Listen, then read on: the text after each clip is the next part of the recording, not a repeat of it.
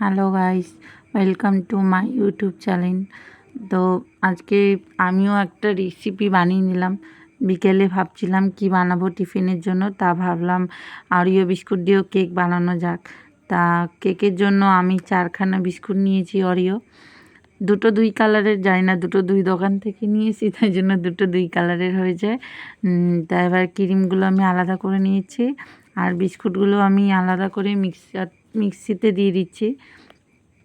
তারপর একটা পেস্ট বানিয়ে নেবো। হ্যাঁ, তা অনেক দিন লেট করে ভিডিও দিচ্ছি, তা প্লিজ তোমরা কেউ আমার ভিডিওটা স্কিপ করবে না, একটু দেখবে, লাইক কমেন্ট সাবস্ক্রাইব করবে আমার চ্যানেলটাকে।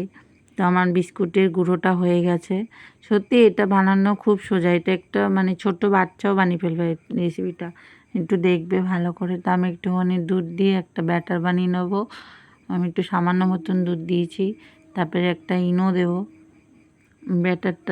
ব্যাটারটা ভালো করে ফাটাতে হবে, নাহলে হবে না, যেন কোনো দলা দলা মতন হয়ে না থাকে। তাই জন্য আমি আবার ইনো দিয়ে দিয়েছি। ইনো দিয়ে একটু কিছুক্ষণ ঢাকা দিয়ে রেখেছিলাম। তো আমার কাছে বাটার পেপার ছিল না বলে আমি ঘরেই এমনি ওই আমাদের অঙ্ক খাতা থেকে একটা পেস্ট ছিঁড়ে ওইটা দিয়ে গোল করে কেটে নিয়েছি, বাটার পেপার বানিয়ে নিয়েছি।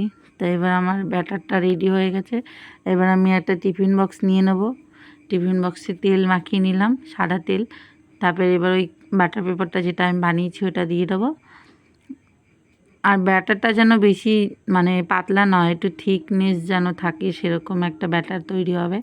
তো আমি ব্যাটারটা ভালো করে টিফিন বক্সে দিয়ে দিচ্ছি। আর গ্যাসে বসানোর সময় আঁচটা মিডিয়াম টু লোতে রাখবে, বেশি ইয়েতে দেবে না। তারপরে এবার আমার রেডি হয়ে গেছে। এবার কড়াইটা গরম হয়ে গেছে, আমি কড়াইতে দিয়ে দিলাম। দিয়ে প্রায় মিনিমাম 20 থেকে 25 মিনিট পর্যন্ত ঢাকা দিয়ে রাখতে হবে। আমি তাও মিডিলে একবার দেখছিলাম যে হয়েছে কি না। তো আমার কাছে টুথপেস্ট তো ছিল না, তাই জন্য আমি একটা কাঠি দিয়ে দেখছিলাম যে কতটা কি হয়েছে। তো এবার দেখলাম ঢাকা দিয়ে, এবার দেখো কাঠি দিয়ে আমি দেখছি যে হয়েছে কি না।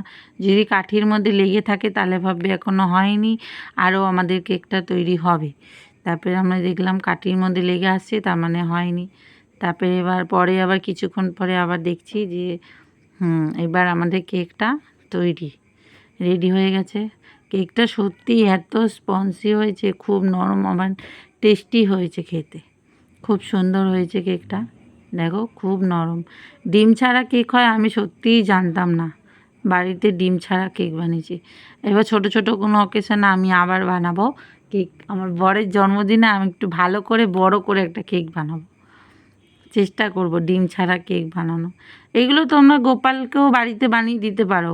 আমি এবার প্রথমবার ট্রাই করেছি, তো আমি এবার ভেবেছি এবার আমি গপু সোনাদের বাড়িতেই কেক বানিয়ে দেবো। এরকম ডিম ছাড়া কেক দেওয়াই যায় ওদেরকে।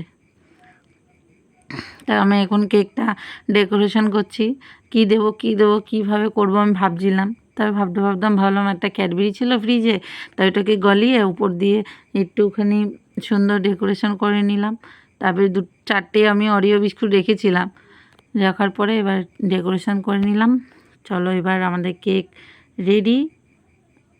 কেকটা যতটা সুন্দর হয়েছে খেতে, মানে সবাই খেয়ে বলছে আরেকটু হলে ভালো ছিল।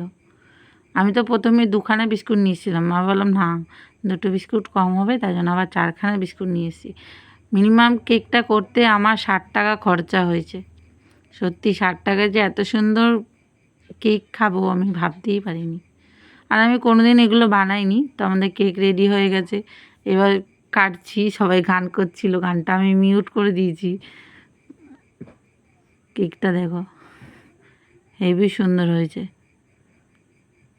কেকটা এত নরম হয়েছিল যে আমি খেয়েছি, আমার দাঁতে লেগে গেছে। দেখে মনে হচ্ছে কি আমার দাঁতটা মনে হয় পড়ে গেছে কালো কালো হয়ে। দেখুন এক্ষুনি আসবে।